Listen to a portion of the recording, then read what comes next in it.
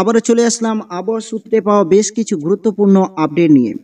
এই মুহূর্তের যে সবথেকে গুরুত্বপূর্ণ আপডেট, আবারও আজকে যেহেতু 19 তারিখ বুধবার এবং আগামীকাল 20 মার্চ এবং বৃহস্পতিবার, তো এই 20 মার্চ বৃহস্পতিবার থেকে কিন্তু আবারও পশ্চিমবাংলার কিছু কিছু জায়গাতে বৃষ্টি নামার সম্ভাবনা রয়েছে এবং 21 তারিখ ও 22 তারিখ ও 23 তারিখ পর্যন্ত এই বৃষ্টি চলার সম্ভাবনা রয়েছে এবং সম্ভবত 24 তারিখ পর্যন্তও কিন্তু এই বৃষ্টির সম্ভাবনা রয়েছে।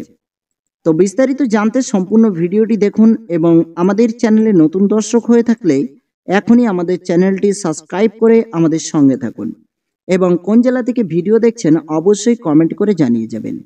আজকে যেহেতু বুধবার 19 মার্চ, আজকে ঠিক দুপুরের পরে আমরা দেখতে পাচ্ছি কিন্তু কিছুটা জায়গা বৃষ্টির সম্ভাবনা রয়েছে, যেমন হলদিবাড়ি, কলাপাড়া সহ এই সমস্ত সাগরের উপকূল জায়গাতে এবং বালেশ্বর সহ একাধিক জায়গাতে আবারও কিন্তু বৃষ্টির একটি সম্ভাবনা রয়েছে আজ বিকালের দিকে, হালকা থেকে হালকা এবং আংশিক মেঘলা আকাশ আমরা দেখতে পাচ্ছি ইতিমধ্যে পশ্চিমবাংলার একাধিক জায়গাতে।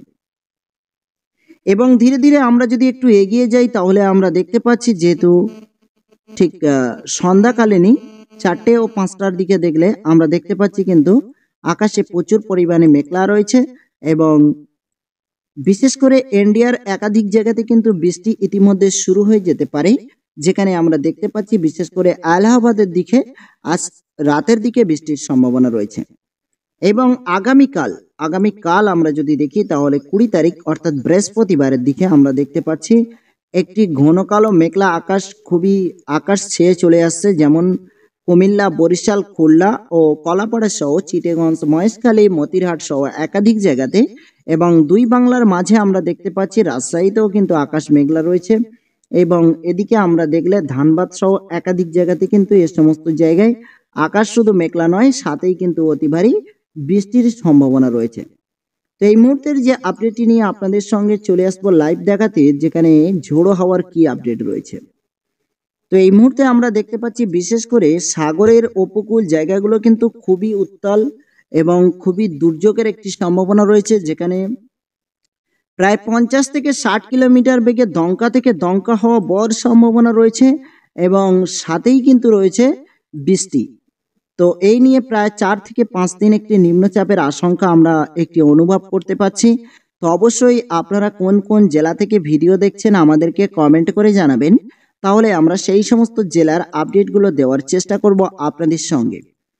তো এই মুহূর্তে আমরা সবথেকে যে গুরুত্বপূর্ণ আপডেট, নিম্নচাপের বৃষ্টির সংখ্যা কোন কোন জেলাতে কেমন পরিমাণে হতে পারে জানাবো। তার আগে আপনাদের সঙ্গে ইন্ডিয়ার ঠিক মাঝখানেই আমরা দেখতে পাচ্ছি কিন্তু আগামীকাল কিন্তু ঘূর্ণিঝড় বেশ দমকা হাওয়া রয়েছে, যেখানে প্রায় 62 কিলোমিটার স্ক্রিনে আমরা দেখতে পাচ্ছি এবং আপনাদেরকে দেখাতে সক্ষম হচ্ছি। দেখতে পাচ্ছেন এখানে যে 62 কিলোমিটার হাওয়ার গতিবেগ রয়েছে সর্বদা।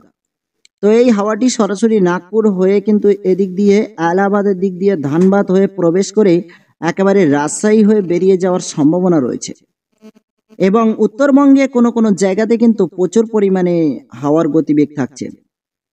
তো দেখতেই পাচ্ছেন অন স্ক্রিনে যে পরিস্থিতি কি রয়েছে বর্তমানে কিন্তু প্রচুর পরিমাণে একটি ঝঞ্ঝাট আবারও আগামীকাল থেকে শুরু হতে চলেছে বাংলাতে এবং একাধিক জায়গায় কিন্তু এই ঝাপটা হাওয়াটি চলতে থাকবে।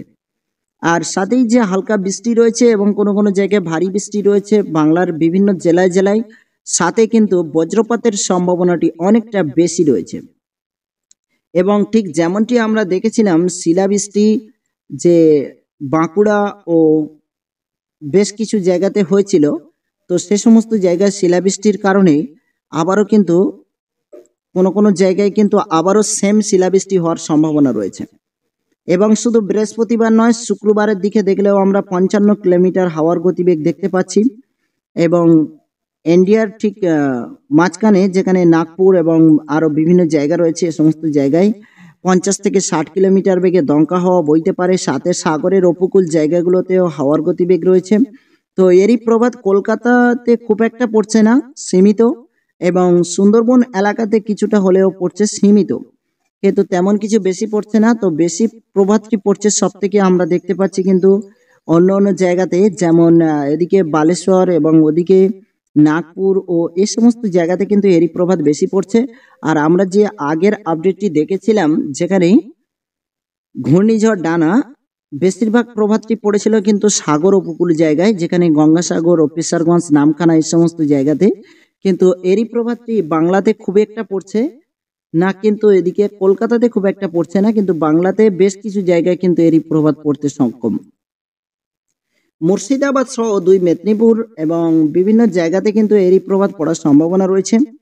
তো ঝাপটা হওয়ার যে সম্ভাবনা রয়েছে প্রচুর পরিমাণে, এবং মুহূর্তে ঝাপটা হাওয়া আবার মুহূর্তে মিশে যাবে, এরকমই একটি দমকা হাওয়া দেখতে পাচ্ছি। আর কলকাতার দিকে আবারও কিন্তু রবিবারের দিকে একটি বৃষ্টির সম্ভাবনা ও ঝাপটা হওয়ার সম্ভাবনা রয়েছে। এই যে ঝাপটা হওয়ার সম্ভাবনাটি কলকাতার উপরে আমরা দেখতে পাচ্ছি সর্বদা কিন্তু প্রায় 55 কিলোমিটার গতি নিয়ে আসতে পড়তে পারে, তবে রবিবারের দিকে, যে রবিবারের দিকেই মানে কিন্তু এখন অনেকটাই বাকি রয়েছে। আজকে যেহেতু বুধবার, বৃহস্পতিবার, শুক্রবার, শনিবার, রবিবার, অর্থাৎ রবিবারের দিকে। তো এই মুহূর্তে বৃষ্টির কি সম্ভাবনা রয়েছে একটু আপনাদেরকে সরাসরি জানানোর চেষ্টা করব। তো বৃষ্টিপাতের যে সম্ভাবনা রয়েছে বিশেষ করে হলদিবাড়ি রবিবার অতি ভারী বৃষ্টি, আর সাথেই কিন্তু এদিকে গঙ্গাসাগর ও এদিকে আমরা দেখতে পাচ্ছি কলাঘাট ও সুন্দরবন এলাকাতে প্রচুর পরিমাণে বৃষ্টির সম্ভাবনা রয়েছে আবারও কিন্তু রবিবারের দিকে। এবং সাথেই আজকে মাঝখানে 2 থেকে 3 দিন কেমন কি রয়েছে কলকাতার আবহাওয়া।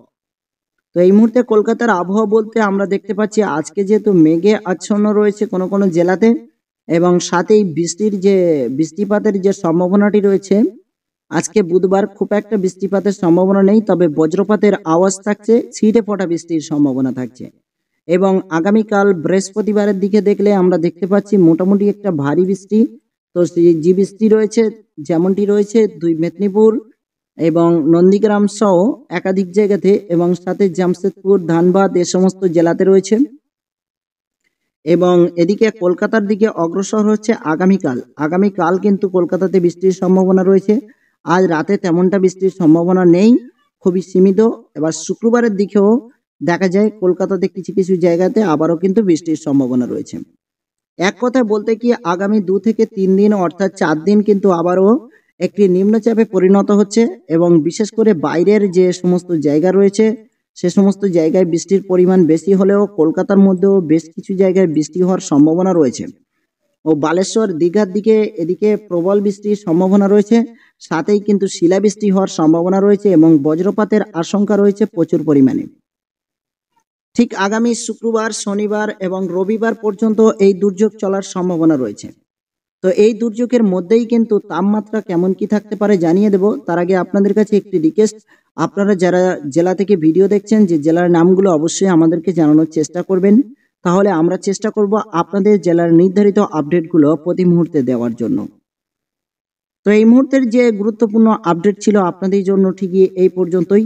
আবারও আপডেট নিয়ে চলে আসবো। তার আগে কিছু লেটেস্ট আপডেট আপনাদেরকে দিতে চলেছি, যে এই মাসের মধ্যেই আমরা 25 থেকে 26 তারিখ পর্যন্ত এই আপডেট দেখলেও কিন্তু আবারও আমরা দেখতে পাচ্ছি যে আবহাওয়ার পরিবর্তন কি ঘটতে চলেছে, তাপমাত্রা।